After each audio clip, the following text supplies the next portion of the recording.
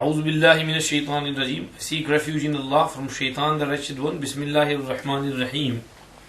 In the name of Allah, the compassionate, the most merciful. الحج أشهر معلومات فمن فرض فيهن الحج فلا رفث ولا فسوق ولا جدال في الحج وما تفعلوا من خير يعلمه الله وتزودوا فإن خير الزاد التقوى واتقون يا أولي الألباب. صدق الله العظيم. Our topic today is Hajj. In the last lesson, we talked about the virtues of Hajj and the warnings of not going for Hajj. When a person has the means to get there, he has no reason not to travel. He is wealthy, he is healthy, he has no barriers, no impediments, and still he is not traveling for Hajj. Then there is grave warning for that.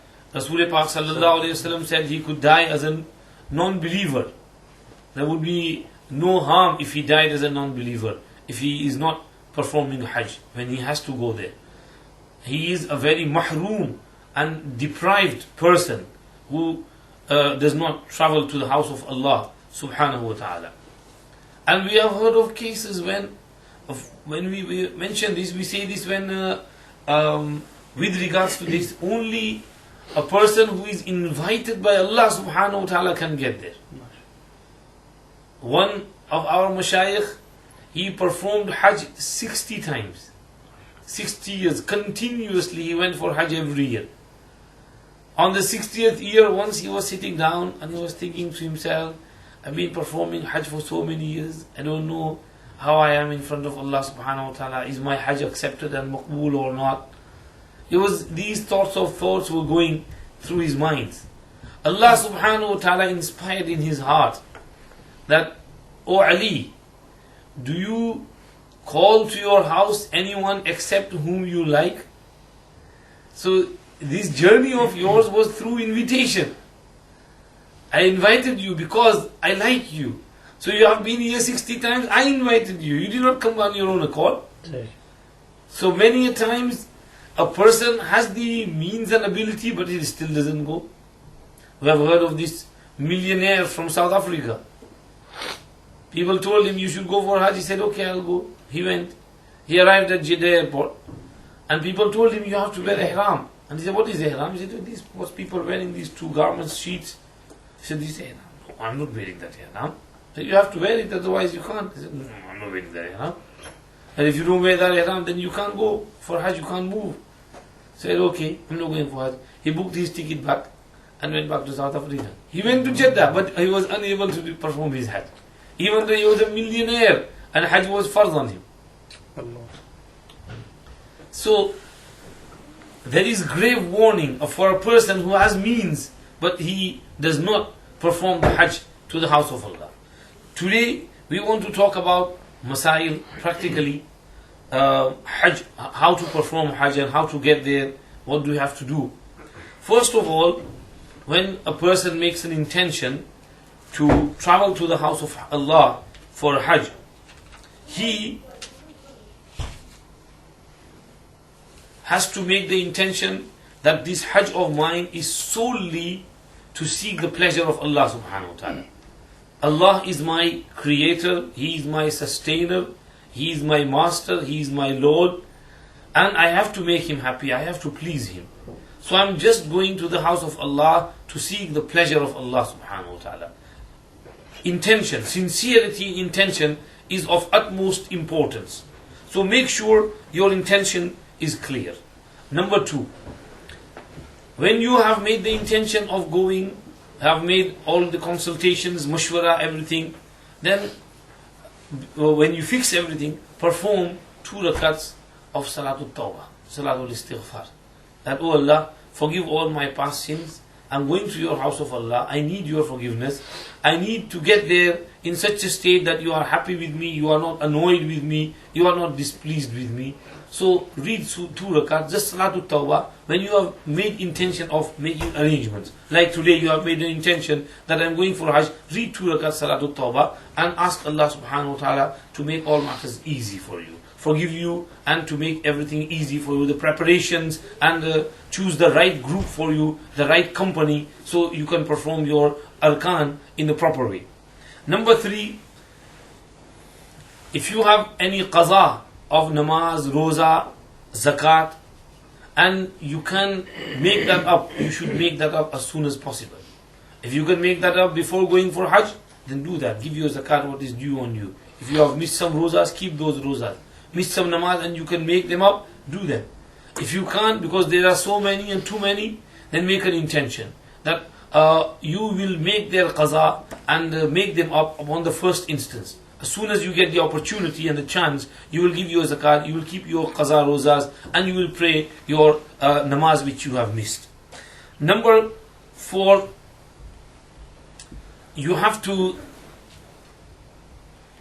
if you have any debts on you, then you have to pay those debts. If you are unable to pay those debts, then you must seek permission from the creditors. Ask them that I intend to go for Hajj. Is it okay with you? If you don't mind, I'll go for Hajj. Inshallah, when I come back, I'll pay your debt as soon as I can. So, take permission from those whom you owe some money. Because this is a very long journey. Something might happen to you on the way. People die on the way or during Hajj as well. Anything can happen. So you must talk to them properly and sort everything out and take their permission before going to the journey. Number 5, you have to make sure that you leave behind enough provisions for your family. For example, if you're going alone, you have wife, your kids, you have to keep them enough money until you come back. And you go back to your work, your job, and you can provide for them. So you should not abandon them and leave them poor and hungry. You should make sure that they have enough provisions to take care of them. Number 6, whatever there is due upon you, your hisab kitab, take some friend whom you can trust, or someone, family member, your son or your brother or anyone outside family.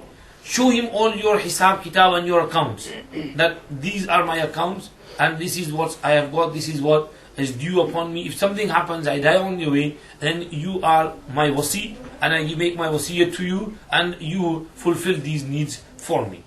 And then number 7, if you have any dealings with someone, meaning daily, milna julna, meeting, and sometimes it so happens that we argue, we backbite, we say something, accusations, things like that, then go around their places, ask maafi from them.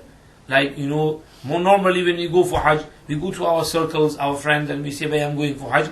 If I have said anything wrong to you, please forgive me and pardon me. I know if I have hurt you in any way, please forgive me." And he say, "Okay, Allah ke ghar tak maaf hai, I forgive you, and you also forgive him, he forgives you." And in that way, embrace them, and then you must make preparations for Hajj. Now, when you are going for Hajj, you need to know that Hajj is of 3 types: Hajj Ifrad, Hajj Tamattu, and Hajj Qiran. Hajj Ifrad means when you leave your home and you get to Miqat, you make intention for Hajj only. And when you start your Ihram, you say, "Oh Allah, I'm going for Hajj only. This Ihram is for Hajj." So you will stay in the state of Ihram until the day of Baqra Eid, Yawmun Nahar, the 10th of Dhul Hijjah. On that day, when you fulfill all the rituals, then you will be able to open your Ihram. Until then, you will have to stay in your Ihram, whether it is 10 days, 15 days, 20 days, 25 days, no matter how many days. But you will stay in that Ihram until you complete your Hajj. Number 2, second type of Hajj is Tamattu. Tamattu literally means to take benefit. And in Hajj it means that you leave your home with the intention of Umrah. And you get to Makkah Mukarramah, you perform Umrah, and in Umrah you only have to do 3 things. Well, 4 things. Put the Ihram on, Tawaf of Baytullah, Sa'i of Safa Marwa, and Halaq or Qasr of the head. When you do these 4 things, your Umrah is done. And after that you can take your Ihram off, you can put your clothes on, you can stay like a normal person who is living in Makkah. Those Makkan people who are residing there, throughout their life, you are like that normal person, you are a Makki now. Because you have reached there, you've done your Umrah, you are halal now. And you can use perfumes and everything, and you can stay there. And then when it's time for Hajj, you put the Hajj Ihram on, and then you go to Mina, Arafat, Muzdalifah, you do your Hajj, and then you get halal on Baqarah Eid. This is called Tamattu. Normally, pilgrims from England and elsewhere do this type of Hajj, which is called Tamattu, because it's easier for us, because we are not accustomed to wearing the ihram and that libas for a long time, so we feel a bit irritated in there. So it's better for us if we just go there, do Umrah, get halal, wear our normal clothes, and then go to Baytullah Sharif, Haram Sharif for the amount of days we have to stay there, and then we get for Hajj, and then this is the Hajj Tamattu.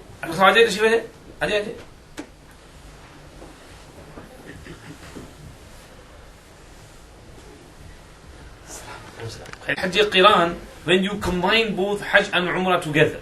Meaning when you start your Ihram, you make intention for Umrah and Hajj both together. This is the same like Ifrad. You will be staying in Ihram until 10th of Dhul Hijjah, Yawmun Nahar. The only difference is over here you will go there, you will do your Umrah, Tawaf and Sa'i, and after Umrah you will still be staying in Ihram. Because you have made intention for Hajj as well, you have combined them. So you will stay in there. This is because over here there is more ibadat and there is a long time spent in Ihram, there is more thawab for Qiran. So according to the Hanafi view, Qiran is the best Ihram, thereafter the most virtuous is Tamattu, and thereafter on the third number is Ifrad. So these are three types of Ihram. Make your intention first that which one you are going to do. Normally we do the Ihram of Tamattu. So you have made your intention, decided that I'm going to do Tamattu. When you leave your home, you are traveling, and you have to remember that ladies, if they are going for Hajj, they have to have a mahram with them.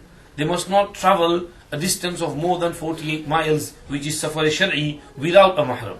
Sometimes people think that I'm going for Hajj, I'm doing good thing, so why should I need mahram there? No, don't use your logic there, follow the Sharia. When Allah and Rasul has said you can't travel without a mahram, don't travel without a mahram. If you, to the extent that if a lady is wealthy and she has enough provisions, but she can't find a mahram, then Hajj will be wajib upon her, but she won't have to do the ada of it and fulfilling it. What she needs to do is wait until she finds a mahram. On the next year, the year after that, the year after that. If it so happens that her death approaches and she could not find a mahram, then she should leave the money behind and make a will. That Hajj was farz upon me, I could not find a mahram and go, therefore please send my deputy to go there and do Hajj for me. And the waratha and the heirs will have to send someone as the deputy and for Hajj. So the Shariat has stressed so much upon mahram that ladies should not travel without a mahram. When you are on your journey and you are traveling, we set off from home, pray to make wudu, pray 2 rakat, salatul hajat, and then leave. And on the journey, keep yourself engaged in du'as and zikr. Dua of safar, subhanalladhi sakhkhara lana hadha wa ma kunna lahu muqrinin wa inna ila rabbina lamunqalibun, alhamdulillah, alhamdulillah, alhamdulillah, Allahu akbar, Allahu akbar, Allahu akbar, and the rest of the du'as. Whenever the car is driving on a hill or going down, recite tasbih and takbir, subhanallah, subhanallah, subhanallah when going down, Allahu akbar, Allahu akbar, Allahu akbar when going up. When you get to the airport and normally what happens is we have transit flights, we go from here to somewhere and from there to Jeddah. Now the rule is that we have to before we get to Jeddah, we have to put the ihram on. So if you were to arrive at Jeddah without your ihram on, then you would have violated the sanctity of miqat. Miqat is that place which Allah subhanahu wa ta'ala has fixed that a person should not go beyond that place without the state of ihram. There is a short diagram over here which I will show on this page. नजर आ रहा?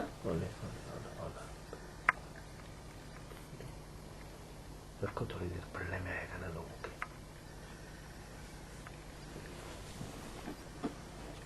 this is okay. So this is Kaabatullah Sharif. Around it is Makkah Mukarramah. This is the city, and around it is Al-Haram Sharif, Haram. This is called Hudud of Haram, and around it is Miqat. If you can see this Miqat, this is I'm sorry, this is Miqat Hudud. This is say Saudi Arabia. This is Miqat. Here is Medina Munawwara. This is Miqat of Dhul Hulayfa. This is Miqat of Zatul Irq. This is Miqat of Qarnul Manazil. This is Miqat of Juhfa. And this is Miqat of Yalamlam. Now Jeddah is over here.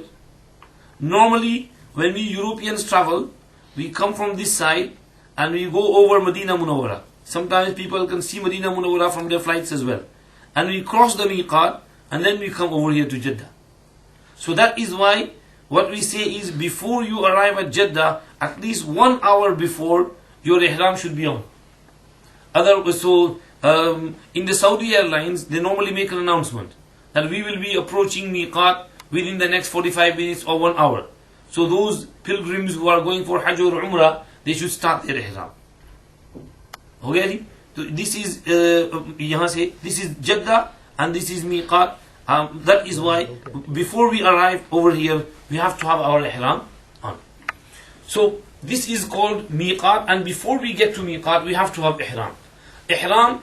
Now moving on, we have to remember that in Umrah there are only 2 faraz and 2 wajib. The 2 faraz in Umrah are wearing ihram and doing tawaf of Kaabatullah Sharif, going round Kaaba Sharif 7 times. 7 times makes 1 tawaf. 7 rounds make 1 tawaf. And the 2 wajibat are sa'i and halaq or qasr, shaving or trimming the hair. These are 2 wajibat. Now, ihram, before you put your ihram on, it is masnoon to have a shower, wash the body, apply some perfume, and when you are having that shower, clean yourself thoroughly. Have a proper shower, proper ghusl, meaning shave your armpits and whatever, shave your navel hair as well. इसको बाद में कर लेते जी. Bismillahirrahmanirrahim. So we were talking about performing ghusl before ihram. So have a thorough ghusl, shave the armpits, navel hair, or clip the nails, so that you don't need to clip them throughout the ihram, because these things are not allowed during ihram. Also apply some perfume. If you have long hair, then it is sunnah to apply some gel so the hair are not disheveled if you have to stay in ihram for a long time. Like Rasulullah sallallahu alaihi wasallam stayed in ihram for nearly 15 days, because he left Medina Munawwara on the 25th of Dhul Qa'dah and he opened his ihram on the 10th of Dhul Hijjah. So nearly 14-15 days he stayed in ihram. Therefore he applied some gel on his hair. This is called talbid in Hajj. Labbada yulabbidu talbid. So the hair are not disheveled for during the, because you can't comb the hair, you can't apply any oil. Hazrat Aisha radiallahu anha says, I myself applied oil to the hair of Rasulullah sallallahu alaihi wasallam with my hands, and then I combed his hair and he put some sort of talbid and gel in there, and I could see the chamak and the shine of the hair on the head of Rasulullah sallallahu alaihi wasallam during his ihram. Applying perfume, you can't use perfume while you are in ihram, but before you start your ihram, you can use perfume. So take some perfume and put it on your body. Otherwise, the khushbu will stay with you, the fragrance, for a good few days. If you have a good perfume like oud or something, you will, that khushbu and that perfume fragrance will stay with you for a few days. Once I was going for Umrah with Sheikh Yunus sahab. Hazrat was in the hotel and I said, Hazrat, kal Ji'rana Umrah mein jayenge, aap tashrif layenge. We are going for Umrah to Ji'rana, will you come? And he said, okay, I will come. So next day when he was ready, he took his clothes off and he was sitting on the bed and we were getting ready. So I said, Hazrat, ye itr ki shishi hai, usdi khushbu laga le. Hazrat ne farmaya, bahut acha, खोल के दिया. I offered. So I thought he would use this little bit and put it on. But Hazrat put this stick on one side and he emptied the whole bottle in his hand and he rubbed it and all over his body. And I was looking at my bottle, this is gone. So Hazrat emptied the whole bottle in his hand. And there I understood that this is the proper way of applying perfume on your body before the ihram. Because you can't apply perfume on the clothing of the ihram, on the chadar of the ihram, but you can't apply it on your body.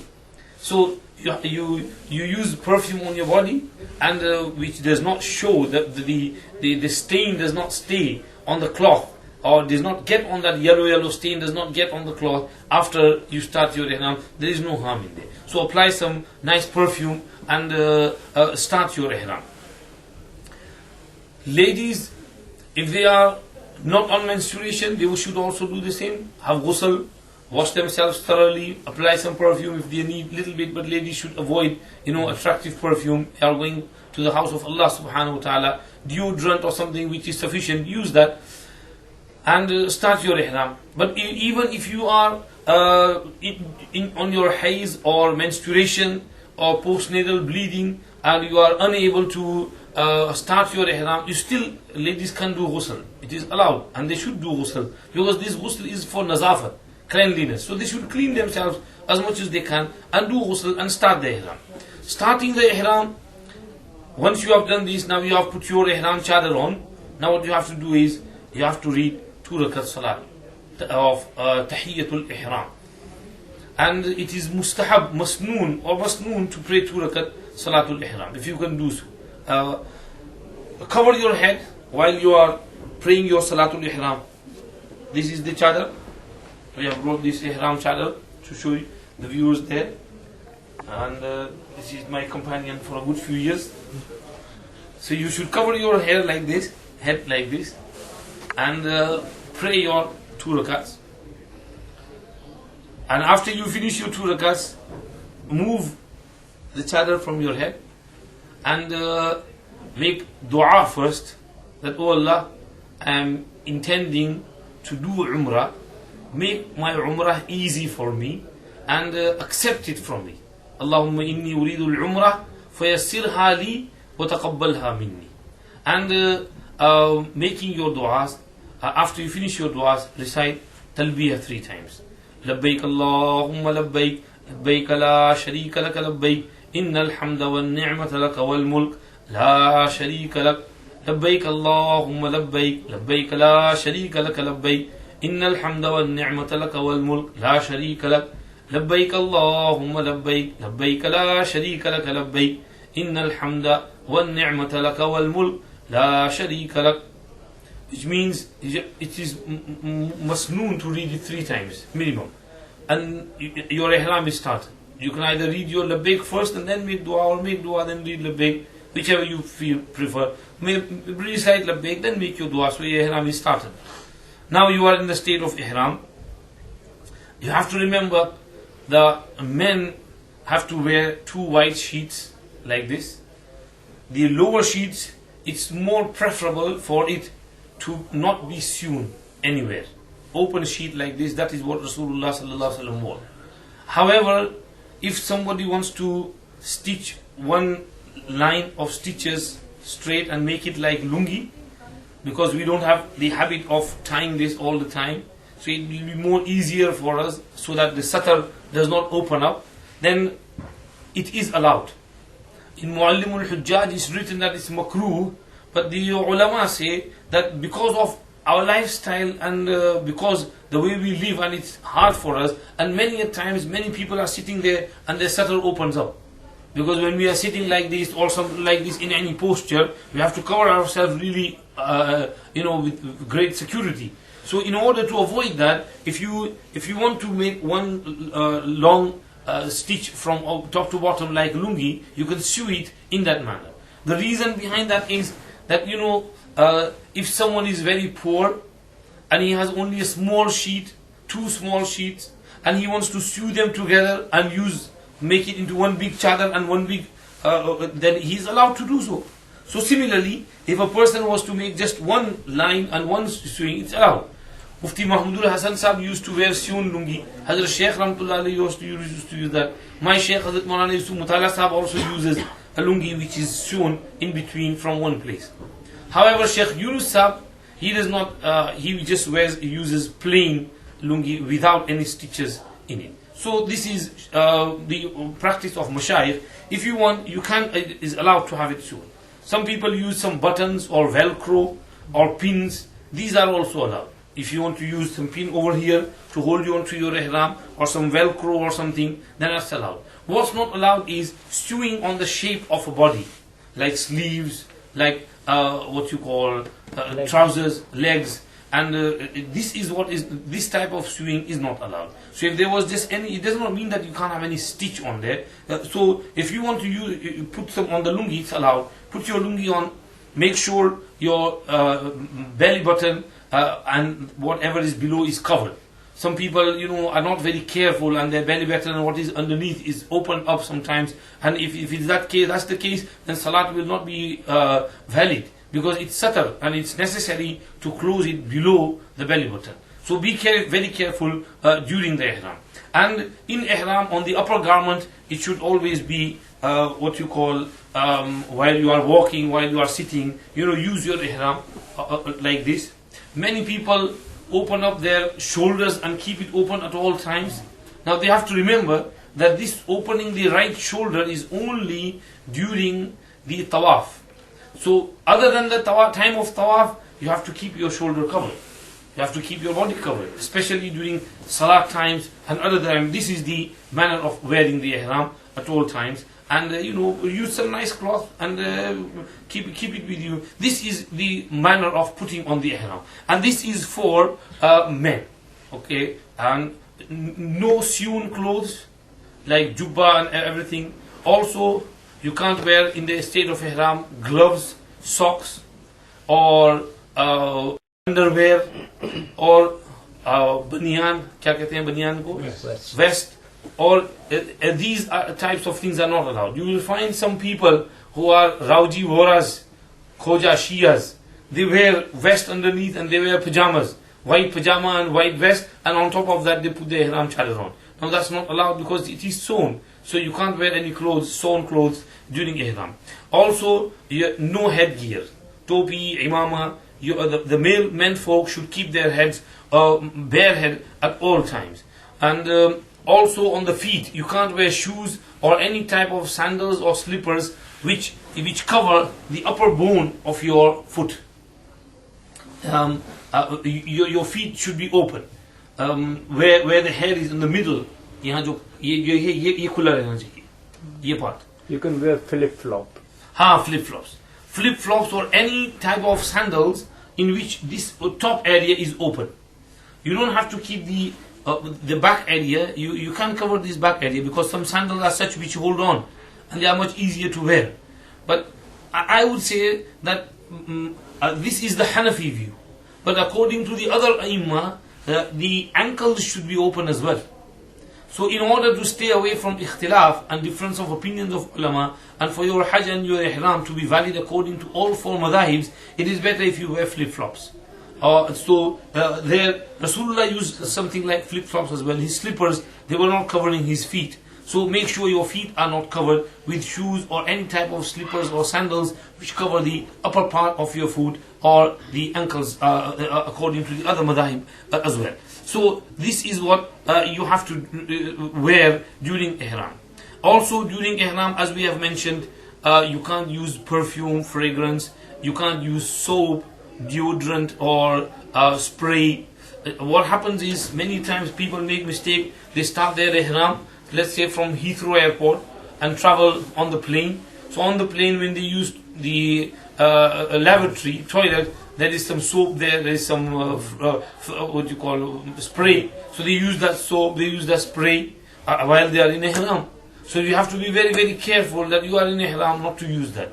You are allowed before you start ihram. After ihram, you should not use any soap or any perfume. Nor you should avoid shaving, trimming, clipping nails, applying mehdi and things like that. This is what is said.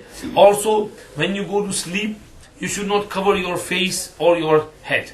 Okay, if you are in a sleeping bag, sleeping on in Muzdalifah or Mina or somewhere, make sure your head and your face is open. Feet you put inside the sleeping bag, it's allowed. You don't have to keep your feet open while you are sleeping. This is some rulings regarding Ihram.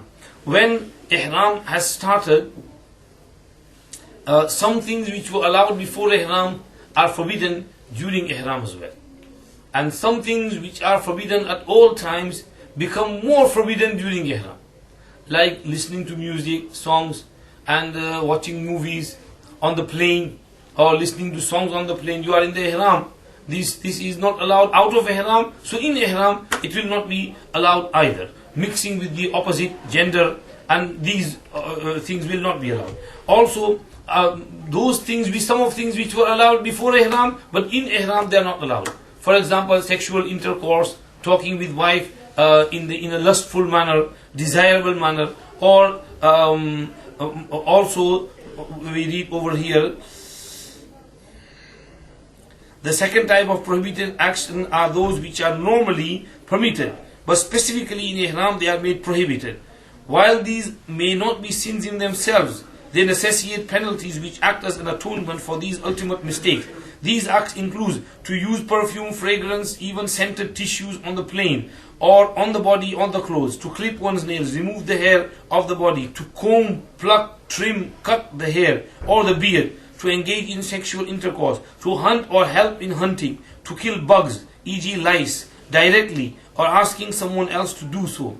And these are things which will not be allowed during the state of Ihram, and there is more wa'id for doing them. So you should try and avoid this. If someone asks why all this, why no perfume, no soap, and no cutting hair, and no this, and avoiding all these things, we have to remember that Hajj is a pilgrimage which portrays love and muhabbat and ishq of Allah subhanahu wa ta'ala. And an ashiq is always engaged in the remembrance of his ma'shuq, his mahbub. So Allah is our creator, He is our beloved, He is our mahbub. We are going through His love. Therefore, while we go, then we should try and avoid all these things because a person who is in love, he has no time for all these things. So if someone were to ask that why do we have to wear ihram and why do we have to avoid all these things which Allah Pak has prohibited for us, first of all, wearing ihram is to remind us of our death, that one day we have to go to Allah Pak, and these are the two clothes in which we will be going in our qabr, in our grave. We have to remember that. Number two, the safar and the journey of Hajj it portrays love and muhabbat and ishq. Allah subhanahu wa ta'ala is our mahbub, and we are going to our beloved's house, Allah subhanahu wa ta'ala. That is why Allah said, when you are coming, there are certain boundaries. Before you get to that boundary, take off your clothes. You wear what I want you to wear. You stay the way I want you to stay. And we say, okay, Allah Pak, no problem. We are there. We are there to do anything you want for us. And to show this love, we are not bothered about our lifestyle. We leave everything behind. We leave our home, our children's, and we leave our facilities, our food, our money, our belongings, and we are just going around like diwana war and ashiq. That is why sometimes we are staying in the state of ihram, sometimes we are going to Mina, and then to Arafat, and then to Muzdalifah. This is called Sahra Nawardi. Like we read about Majnoon and Layla, and how Majnoon was in the ishq of Layla. And he had become very weak and frail, because he had no time for eating, drinking, sleeping. He was always thinking about his beloved. And he was not bothered about his clothes. Even this day and age, you will find many Majnoon out there after many Laylas. And you will see their condition, what type of state they live in. So Allah, we are just showing our love for Allah subhanahu wa ta'ala. This is why sometimes we are kissing Hajar Aswad. Other times we are going round the house of Allah. Sometimes we are going on Safa and Marwa, running from here to there. We are pleading, crying in front of Allah subhanahu wa ta'ala. If we get this love and muhabbat and ishq in our hearts and minds, then we have achieved the true aim and the goal of Hajj and the purpose of wearing this ihram. So Allah Pak is telling us that leave aside your dunya, leave aside your desires, your luxuries, your pleasures, and just come for my sake. I want you for a few days, just leave everything behind and portray and show this love and ishq of Allah subhanahu wa ta'ala. And that is why we have been told to put this ihram on and stay away from these things. Someone asked, can we wear a watch during ihram? Yes, you can. Can we wear glasses? Yes, we can wear glasses.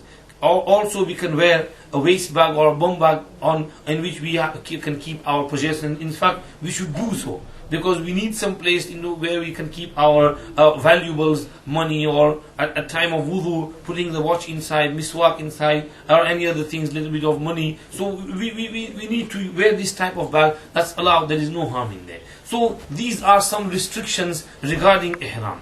While in ihram, you can't apply itr. There was a masala, can we use Vicks and Vaseline in the state of ihram? If, let's say, some injury or something, you need to apply some medicine, is allowed.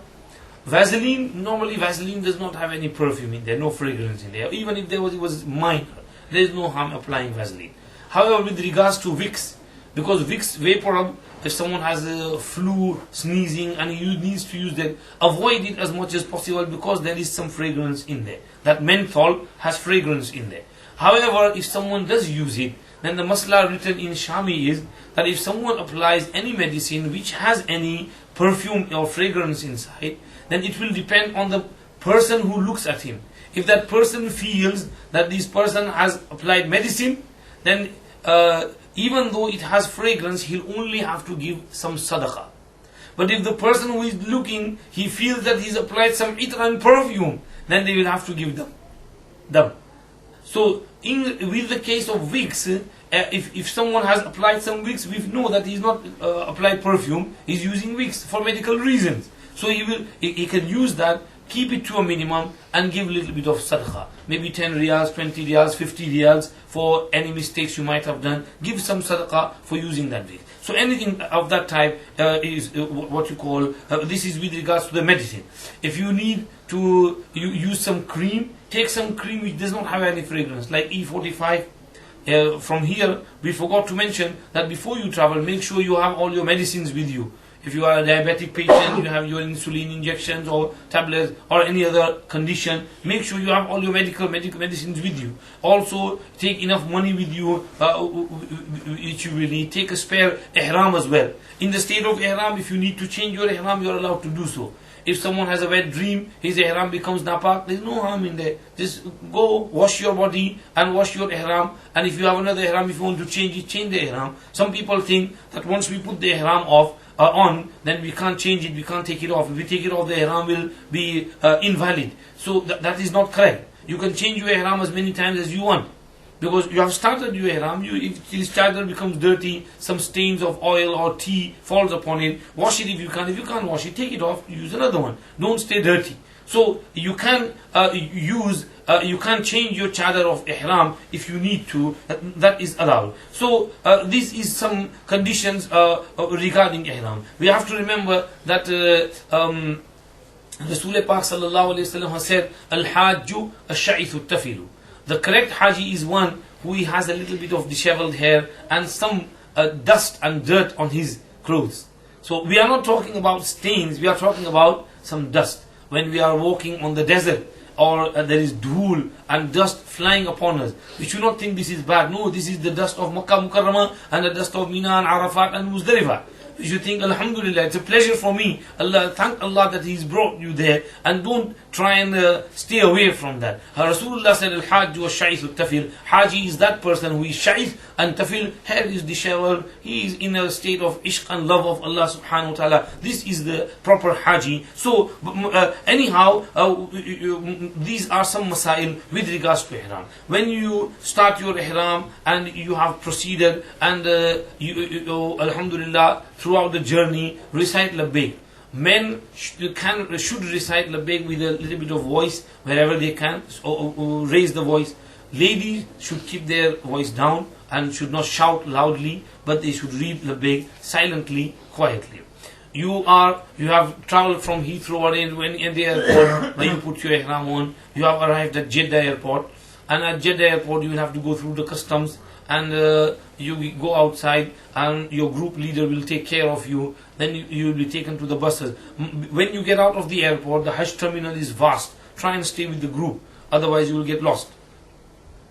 And once you get lost, it will be hard to find your place again. So stick together, go to the same spot, and then from there, go with the group leader to the bus, and the bus will take you to Makkah Mukarramah. On your way to Makkah Mukarramah, sometimes it takes a few hours, sometimes 1-2 hours, sometimes 3-4 hours. You will come to a place which is called Pilgrim's Reception Center. Normally, they don't let you get off the bus. But what we do is we say to the driver, please, I need to go to Istinja, perform wudu. So quickly, go and perform your Istinja wudu if you want to. Takes a little bit of water. They provide some Zamzam water for you, bottles of Zamzam water over there as well. Take some Zamzam water, relax.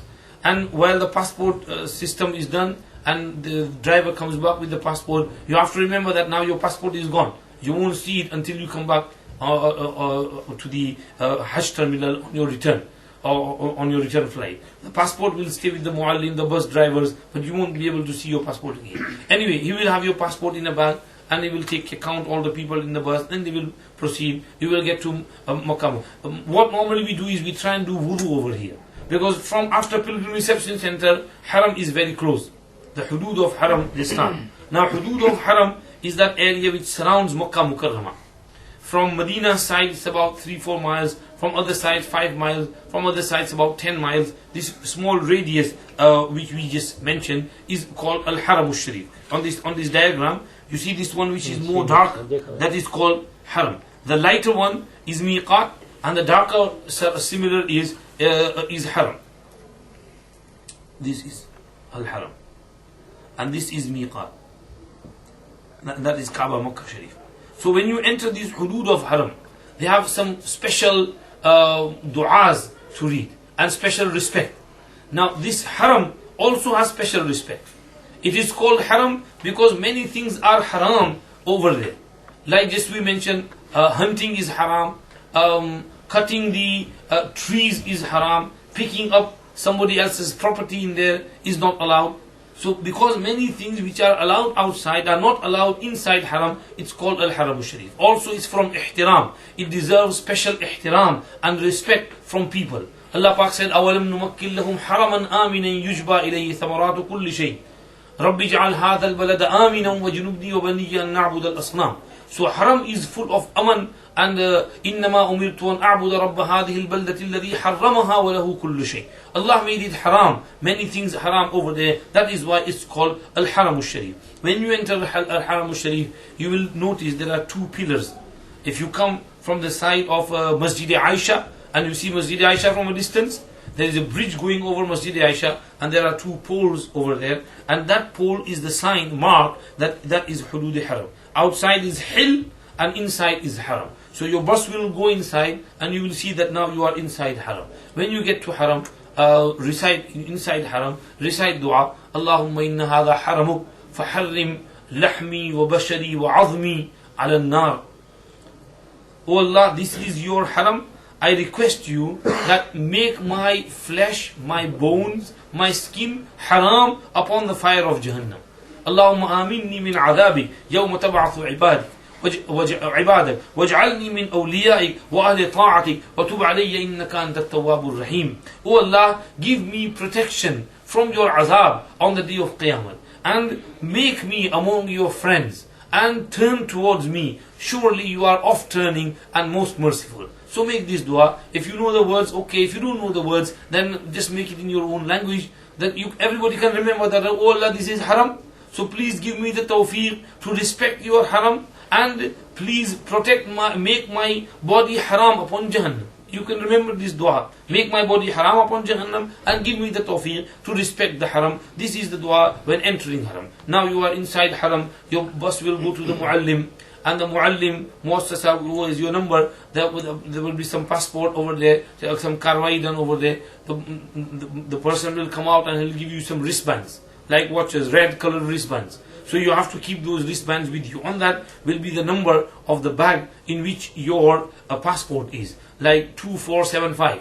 So 2475 is the number of that bag in which your passport is. So in the filing cabinet at the Muallim's place, there will be a bag with that number and your passport will be in there. So you have to keep that with you at all times. If some accident happens and you faint inside Haram or somewhere and that band is on you, then the police will realize from which Muallim you are and where it is that address, and he will immediately be able to trace you back to your hotel and get you there. So wear that wristband with you at all times. After wudu, take it off for wudu, put it back on after wudu, keep it with you. Now the Muallim will take you to your hotel. You come to your hotel, your group leader will have your food ready for you. Have some food, take some rest if you want, and freshen yourself up. Perform wudu. If you have the energy to go straight to Haram, then it is good. Go straight to Al-Haram al-Sharif. If you are tired and you want to take some rest, or your group leader gives you a time that we're going to go together and everybody should gather in the lobby at 10 o'clock in the morning, then you keep up to that time and gather in the lobby at 10 o'clock. They will explain to you, and inshallah they should take you to Al-Haram al-Sharif. This is the way we do in our group. When I go in the group with Canadians, that's what we do. That's why I'm telling this procedure. What we do is, then we take the whole group together. While we leave from the hotel, we have about 40, 50, 60 people with us, and we are all reading Labbaik Allahumma Labbaik, Labbaik La Sharika Laka Labbaik, and then we go Alhamdulillah, keep reading Labbaik. Now, reading Labbaik, as I mentioned, should be throughout the whole journey, wherever you can. Inside the plane, inside the bus, after getting off the bus, coming to the hotel, when meeting someone, greeting someone, hugging someone, or you meet a friend, you say Labbaik Allahumma Labbaik. You are both in Ihram and you greet, you say Assalamu Alaikum, and then Labbaik Allahumma Labbaik. So remind one another to recite Labbaik. Also, you can read other azkar as well, third kalma, fourth kalma, astaghfar, durud sharif. Keep up with these azkar. Or if you have wudu, you want to read Quran as well, on the bus, on the plane, wherever you can. These are the azkar you should be engaged in. Now you are going to Al-Haram al-Sharif. And when you enter the Haram Sharif, you have to remember that when your eyes fall on Ka'batullah Sharif, your du'as are accepted. So there are two types of ulama mashayikh. Some who would just keep looking down and walking and enter Haram al-Sharif. It is better to go in Haram Sharif from Babul Salam, which is called Babul Fath, which is on the side of Safa Marwa. If you are going from Babul Umra, you keep going straight, and then comes Babul Medina Munawwara, Babul Hudaybiyah, and then you keep going straight, comes a big gate called Babul Fath. And on that side is Jannatul Ma'la, Qabrustan. A Chapra Bazaar was there, but it's been broken down now. And if you keep walking, there is Jannah. Rasulullah sallallahu alaihi wasallam came from that side, from the upper side of Makkah Mukarramah, and he exited from the lower side, from Shubayka, from the Misfala side. So if you come from that side, the first door in front of you is called Babul Salam, and its second name is Babul Fath. These days it's known as Babul Fath, and it's written on there as well, Babul Fath. So if you can go from there, it's better. If you can't, if it's very far from your hotel and you have to do along, then you can go from any area. Normally we stay near Babul Malik Fahd. So when we come from this area, we go from Babul Fahd or from Babul Umrah. From Babul Umrah, you can see Ka'batullah Sharif straight in front of you. So we keep walking down the steps and go down in the Turkey Haram. And then your eyes fall on the Kaaba Sharif, your du'as are accepted. So make du'as. We stand on one side and the whole congregation starts in dua. And I have seen people literally crying and shedding tears. As soon as Kaaba Sharif, it has an inspiration and awe. It captures you, it takes you back. And there is nothing else, nothing like it in the whole world. As soon as they see that Kaaba, that scene, people going round the Kaaba Sharif, remembering Zikrullah and all this hush and bush and pushing and shoving, all in spite of all that, there is special love and muhabbat, and you see that there is special feeling. And we have seen that people crying, and we stand over there and we make dua, Sidri dua, and for 5-10 minutes making dua, and then when people are satisfied, they have made their duas. What dua should we make? Dua, first of all, praise Allah subhanahu wa ta'ala. Oh Allah, you are worthy of all praise. You brought me here. I thank you. I would not have come if you would not have called me. I thank you for calling me over here. First thank Allah subhanahu wa ta'ala. Praise Him as much as you can. Then send salat and salam, blessings upon Rasulullah sallallahu alayhi wasallam as much as you can. Oh Allah, shower your mercy, shower your blessings upon Rasulullah sallallahu alayhi wasallam. It is He through whom you gave us this guidance, this Iman, this Islam, Quran, Hadith, Kaaba, Makkah, Medina, and this Hidayat and guidance. It was through Rasulullah you gave us all this. We remember Him. We send salat and salam to Rasulullah sallallahu alayhi wasallam. Thereafter we ask Allah for forgiveness. Oh Allah, forgive me, have mercy upon me. I need your mercy. I am in desperate need of your rahmat and your blessing and your forgiveness. Ask Allah subhanahu wa ta'ala, make tawbah in front of Him, repent that I will not commit any sins in future. After that, pray for your family, for your wife, for your children, for your parents, for your brothers, for your sisters, for your family, for your neighbors, for your locality, and for your marhumeen, your relatives who have passed away, and for the Muslims of the whole world. And at that same time, the dua to masnoon, to pray over there is that when you look at Baytullah Sharif, you should say, Allahumma zid baytaka hada ta'zeeman wa tashrifan wa takreeman wa mahabatan wa zid man zarahu mimman hajjahu wa azzamahu wa sharrafahu wa karramahu ta'zeeman wa tashrifan wa takreeman wa mahabatan. Oh Allah, this is your house. Oh Allah, increase the honor and the respect and the sharafat and the awe and the inspiration of your house. And oh Allah, whoever comes here for Hajj or Umrah and increases its honor, then you increase his izzat and his respect and his honor in the world as well, and give him sharafat and azmat and takreem and mahabat and inspiration and awe as well. Oh Allah, protect your house. Oh Allah, protect this house of yours and Makkah Mukarramah and Medina Munawwara from the enemies who are after it, who want to demolish it, who want to destroy it, who want to destroy our deen. Oh Allah, protect it from all those enemies who are after it, and take care of it. Make dua for Ka'batullah Sharif, for Makkah Sharif, for Medina Sharif, for the whole Muslim world. And in this way, make your duas. Also, make dua that, oh Allah, at this moment of time, we have to proceed for tawaf. So we request you that accept this dua, and whatever dua we make throughout our journey, accept those duas as well. And give us the tawfiq to do your ibadat, give us the tawfiq to respect your haram, and realize the sanctity of Makkah and Kaaba and haram, and stay here with respect, with adab, with muhabbat, with love, and never to show any disrespect to your house or to the haram sharif.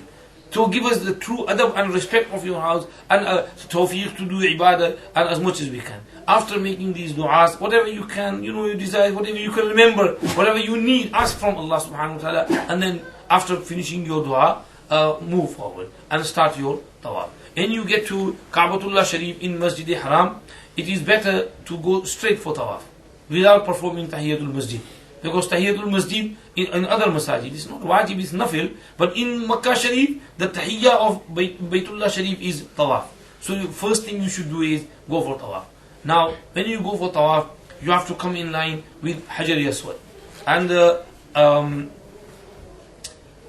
when you get to Hajar Aswad, first point with your both hands, raise them like you do in namaz.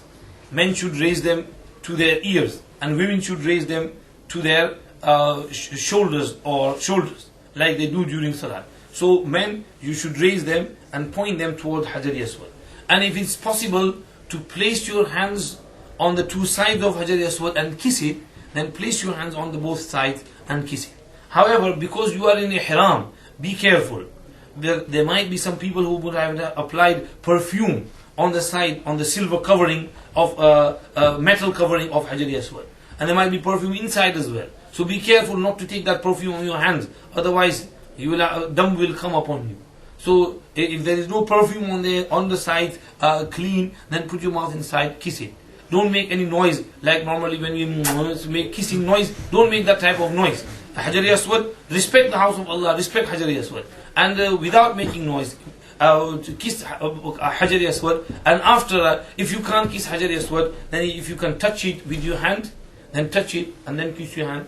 Or if you can't touch it with your hand, you have a walking stick in your hand, not with the end which is you are using, because that might be dirty or something, is disrespectful. So from the other side which is crooked, which you hold, touch it with that and kiss that. If that's not possible, then from a distance just point towards Hajar Aswad and kiss your own hands, and then now you have to make tawaf. You make niyat that, oh Allah, before you get to Hajar Aswad, I am doing the tawaf of Umrah. Make it easy for me and accept it from me. Everywhere, wherever you do, you have to make this intention. Make it easy for me and accept it from me. If you forget to say it with your tongue, no matter, because niyat is in the heart. As long as you know deep down in your heart what you are doing, then your niyat is correct. But if you don't know what you are doing, then that's not your niyat. And the sign of this is that if you were asked at that time, "Oi, what are you doing?" then you should be immediate. You should be able to tell immediately what you are doing. If you have to think for a few months, "Oh, what am I doing?" that means your niyat is not correct. Let's say, for example, you started salat over here, in this room, Allahu Akbar, and you don't know. If someone was to ask, "Oi, what are you praying?" "Yeah, what am I praying? Is it Maghrib or is it Isha?" that means your niyat is not there. You should know what you are doing. So when you start your tawaf, you should know what you are doing. That I am doing my tawaf of Umrah. As long as you know that, your niyat is correct. So then you start your tawaf. You have made your niyat, you have made the dua, you have done your istilam. This touching or kissing is called istilam. You have done your istilam and you start your tawaf. You start your tawaf in such a way, like, can you see this diagram? This is Kaabatullah Sharif. You see this black line? This is where the Hajar Aswad is. Over here is the door of Kaaba Sharif. You come from this side, and from here your tawaf will start. Alright? Yeah. And you will go round, keeping Kaaba Sharif on your left. So Kaaba Sharif will be on your left. You will be on the right of Kaaba. Starting from here, we will go round, round, round. This area is called Hatim. It's a small wall the size of a human being's what you call height. And there are 3 lights over here. That's called Hatim. Hatim is also part of Kaaba Sharif. Quraysh, when they made Kaaba, they shortened it because they did not have enough funds to construct it with pure halal money. So they shortened it and they brought the walls, rather than from there, they brought it over here. And there is some space to go in from here and out of there. However, during tawaf, you have to go round the Hatim. If you go inside Hatim and take shortcut, then your round will not be accepted. So you have to go round, and you have to come back on this side. This side over here is called Rukn Yamani. Over here, Rukn Yamani, Rukn means corner, and Yamani means Yemen, because on this side is Yemen. So it's called Rukn Yamani, and this side is called Rukn Iraqi and Rukn Shami, because on this side is Iraq and on that side is Sham. So these 2 Rukn are called Ruknayn Shamiyayn. So when you are going around, what you need to do is start from here, istilam from over here, and then keep going. Make sure your chest is not turned towards Kaaba Sharif, nor is your back. Keep Kaaba Sharif on your left. Don't deliberately turn towards Kaaba. Some Hujjaj get emotional, and if they get a chance to touch the wall of Kaaba, or to kiss the Kaaba, or hold on to the ghiraf and the covering of Kaaba, then they hold on or they start kissing. So because of this emotion, there is a risk of your tawaf being broken. So don't break your tawaf, just keep continuous walking round and round and round. If there is too much rush, then ladies should walk at a distance, rather than getting into the middle of the crowd in the pushing and shoving. So even though your round might be a bit lengthy, but however, try and stay away as much as you can. So in this manner, you start your tawaf and going round. When you come over here, this is called Rukn Yamani. If it is possible and there is no perfume over there, normally there is perfume. But because too many people touch it, then the perfume is washed away, wiped out. But check it first. If there is no perfume there, then wipe your hands over Rukn Yamani.